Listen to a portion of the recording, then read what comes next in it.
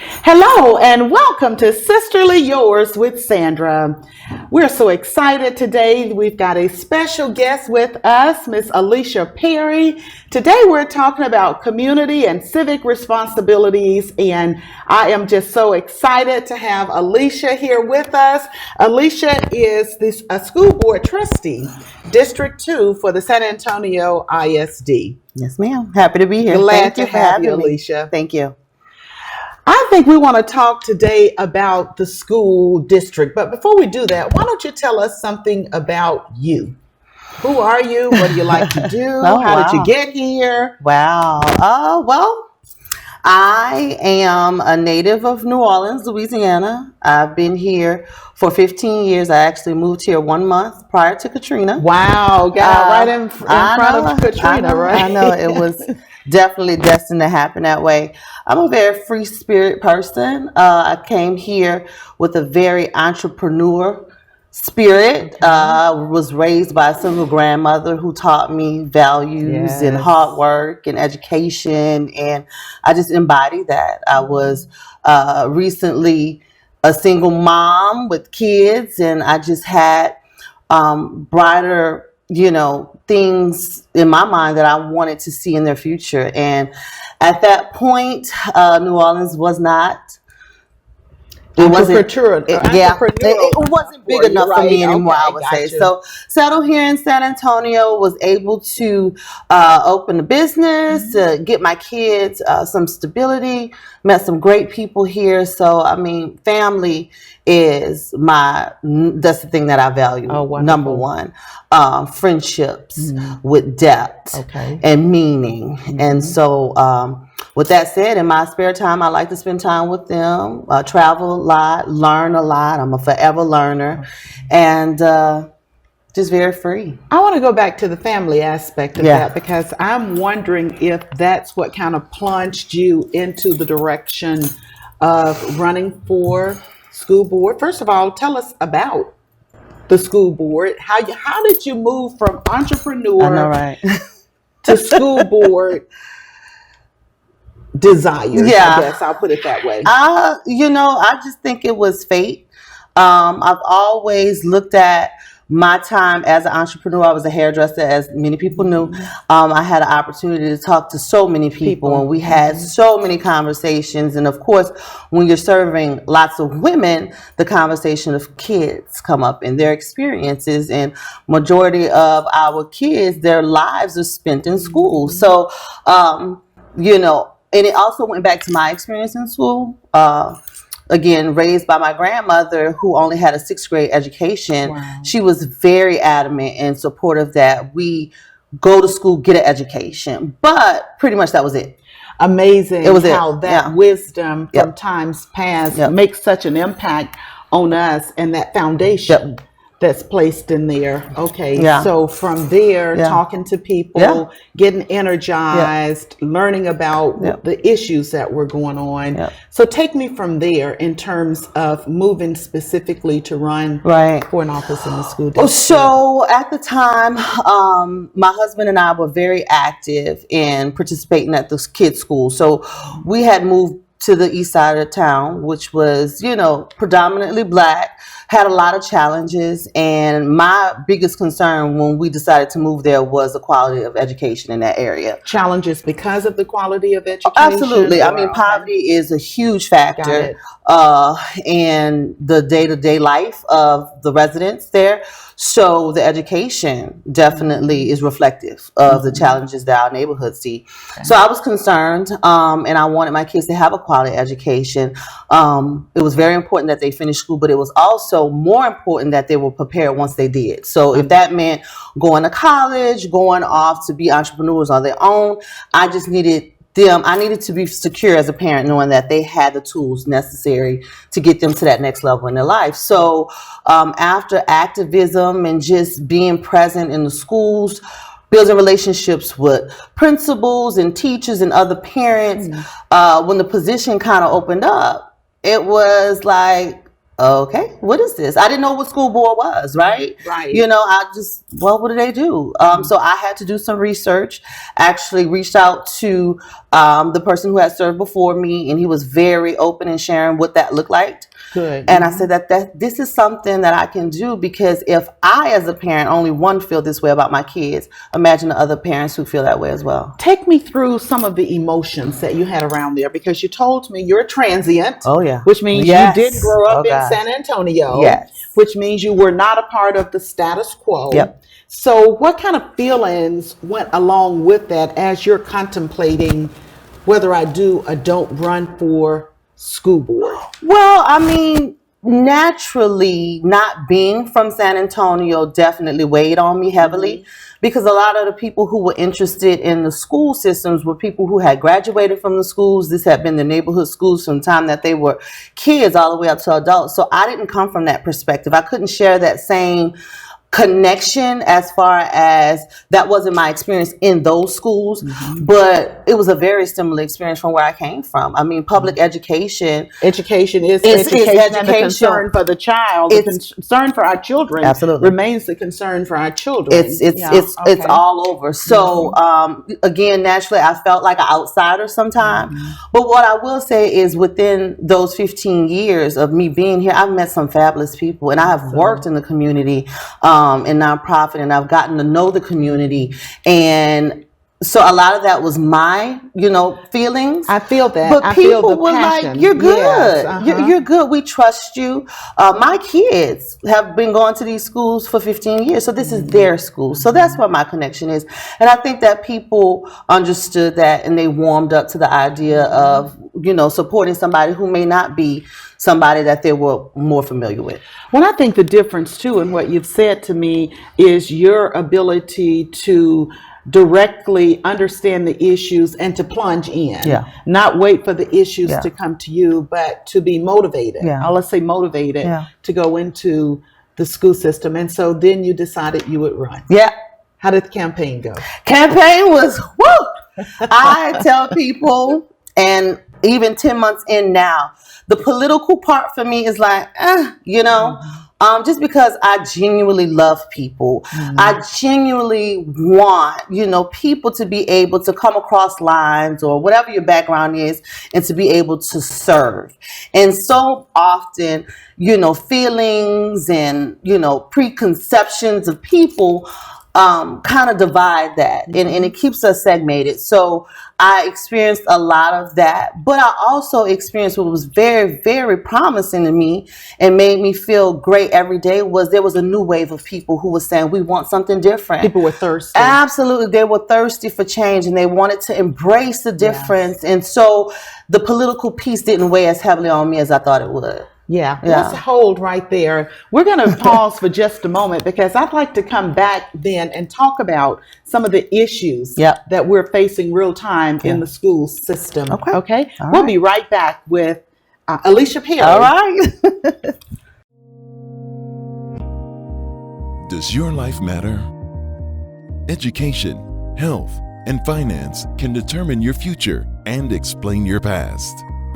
Pick up the latest edition of Black Life Texas Magazine, a monthly outlook on life with an African American focus. Life is what you make it, so live it in the black.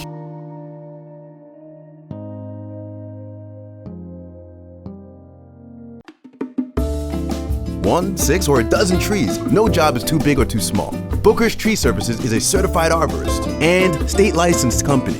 On the ground or in the air, we are here to take care of all your tree needs, from stump grinding, tree pruning, tree trimming, tree removal, and much more. Call the professionals to help manage your commercial or residential needs. Don't let your trees make you nervous. Call for a free estimate today at Booker Tree Service, 210-657-8085.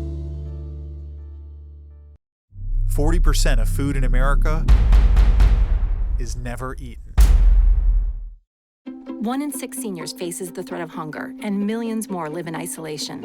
America, let's do lunch. Drop off a hot meal and say a quick hello. Volunteer for Meals on Wheels by donating your lunch break at americaletsdolunch.org. Marie, you have prediabetes. Prediabetes? I don't have time to eat right or exercise. I'm a busy mom. Oh, you're a busy mom. Yeah. This is great news. Busy moms never get prediabetes. Wait, what? Let me just... Yeah, this is all the people at risk for prediabetes, and way over here, busy moms. No?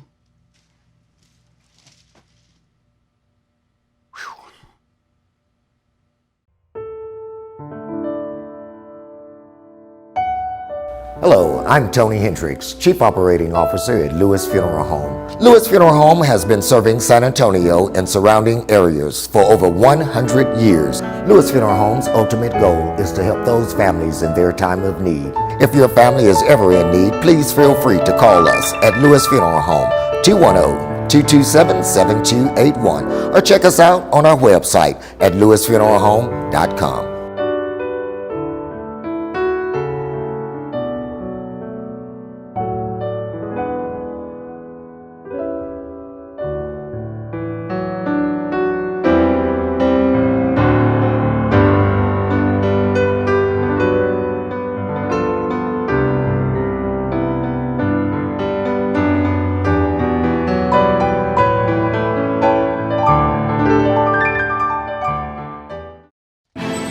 Nothing to do this week? Don't miss another event. Go to blacksinsanantonio.com for our event calendar. The home of the largest business directory in San Antonio with an African American focus. Sign up today for our weekly e-blast and text message alerts. Help us make this a better community. Connect, empower, grow.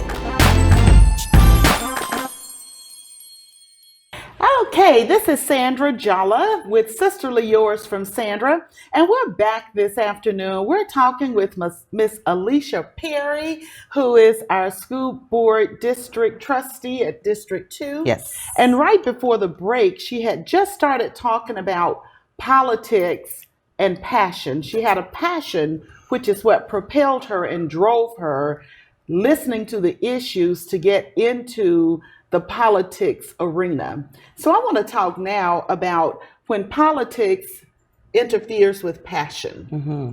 How have you seen that play out in your school board tenure? Well, at the root, politics is really just relational. You know, it's really about relationships, and it's about choosing sides. I think the thing that gets clouded for me, that did, and for many others, is you don't know the intent behind a lot of people's decision to support, not support certain things. And for me, it's important because I think a lot of it can be grounded in whatever people's beliefs are, whatever their experiences were. But for me, when we're looking at the cause and we're looking at the bigger picture, I'm more focused on how it affects everybody else, right? Yes. And so that's the piece that's still yet to be determined when people enter into politics. You know, is that a self-serving decision, or is that a decision to actually let all of those things go to be available to the needs of other people? And I think that is so critical. I think that's so important, especially when you're going into politics with a purpose. Yeah. When you've got the passion and you're driving, and I can feel from just talking with you and the fact that I know you, the passion that you have around doing what's right, not for Alicia, but for the children. Right. Yes. So let's talk then about individuals who may have a desire, may have that same kind of passion, but are afraid because of the politics. Will they like me? Will they vote for me? Will I be able to execute on what my passion and purpose is? I would say start somewhere. I mean, again, it is relational. So I will say that I did have some connections. It wasn't like I just came out of the blue. You know, there were some relationships that were formed. I didn't have alliances. I didn't owe anybody anything, and I think that was the difference. That's a real big difference. That's right? the difference. You can and when know you keep it people. pure like Absolutely. that. I know a lot of people, and a lot of people knew of me. I'm very vocal wherever I go. And I take this work very seriously, especially raising 6 kids. You have to be plugged in. So I think that oftentimes we get swayed or discouraged or fearful because of what other people think. And I remember just tapping into myself and asking God, like praying, like saying, hey, you know, I like that part. Right. Like honestly, like if I was that 6-year-old me, who would I want to see advocating for change for me? Wonderful. And to me, it became a no-brainer that in order for me to be impactful, I had to address those things that were lacking in my life and be honest about those things and be available to receive that, because that's what I learned. So many of our people, they want it, they want better, but unfortunately, they don't have the same access. They don't have the access. And it's good to have someone be an advocate. Yeah. You know, to understand the issues and to be able to deal with them. So You've just do been it. On And the research, school board for how long now? 10 months. 10 months. I know, Okay, it's almost a year. It's year. crazy. Real fast. So certainly you've run into and understanding the issues. What would you say are the top maybe 2 or 3 issues real time that you're dealing with in the school board in San Antonio? Yeah. Well, one of the biggest issues, and it goes back to kind of what we talked about before, because that's the foundation, right? It attracted me to the work, is just living in poverty. And our district is comprised of over 90% people who live below the income level. Is that right? Absolutely. I didn't realize that. Yeah. So this is a message for any community. Absolutely. And I'm sure across the country, Absolutely, we've got those same areas. And so to have a voice come out and be an advocate for that community is critical and important. It's very important, because a lot of times, just going back to the fear and just the lack of having the confidence to say, hey, even though I came from that does not mean that I am not the best person to serve, to speak for that, right? And so I had to get above that, oh, well, I'm just a girl from the hood, or I just whatever. And, you know, I realized that actually gave me an experience that other people couldn't share. Absolutely. That becomes a differentiator. The perspective became one of me being able to write that story, opposed to just being the recipient of people telling me what we should have. Wonderful. Yeah. And so in dealing with that, I'm sure there are issues because there's still that status quo. Oh, yeah. And there's still those who are the politicians of it all. So where do you find yourself, and how do you manage to be that voice in the school district? Well, you talked about relationships. Yeah. I'm sure the superintendent and also the support and the knowledge of my my fellow board members. Like, we have a range of people who serve for the district, people who have served as council members, mayors, also people who have been community leaders for many, many years, down to mothers, just like myself. So we come with a very broad very diverse perspective. Set of people. Right. And when you're looking collectively at a budget of $500 million, which sounds like a whole lot to some people. But when you have campuses that has needs, and you try to figure out what's most important, it becomes a challenge. But I'm happy to say that we have now pushed through, and we're making so many gains. Oh, that's great. As a district, we'll be district. And when we started 4 years ago, we're failing. And so now we're able to celebrate those successes. And now we just want our buildings to be reflective. We want our children to be reflective, and we want our staff to be reflective that there is major change. And just because we started at the bottom, we're going to change the way the nation sees urban school districts. Wonderful. And I think that's such an important message for that mother who's out there who needs to advocate for her children and looking for an avenue. I think what Alicia has told us is the school board getting involved, being involved with your children, their teachers, and so forth, begins to set that path for us to get to that level. And so, Alicia, it has been my pleasure to talk with you today. I can't wait for the next chapter in your book. I Thank just you. believe that you're walking into a purpose that has been ordained by God. And I just want to encourage you to keep on being that voice on the East Side that will help make a difference. And of course, this is Sandra with Sisterly Yours. We look forward to having you join us. You can find us on Facebook, Sisterly Yours, or go out to YouTube and search on Black Video Network. And with that, we're signing out. Bye.